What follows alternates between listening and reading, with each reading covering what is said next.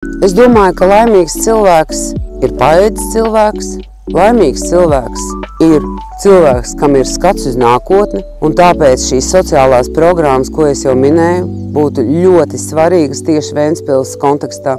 Jo attīstoties ekonomikai, cilvēki arvien vairāk iesaistītos pilsētas darbībā, pilsētas plānošanā, pilsētas izveidē, un visi slāņi tiktu iesaistīti. Ļoti ceru, ka pēc 4 gadiem sociālajā jomā tiks izdarīts maksimāli daudz, tiks pārvērtētas, pārskatītas investīcijas sociālajā jomā. Sociāli neaizsargātie cilvēki varēs bez bažām raudzīties uz nākotni.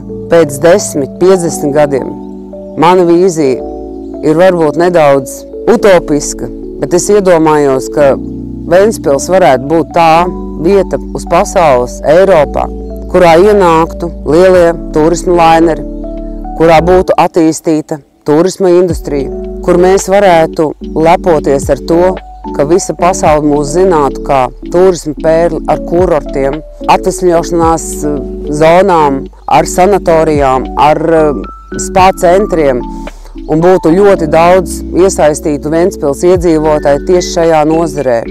Manuprāt, tas ir tāds interesants nākotnes redzējums.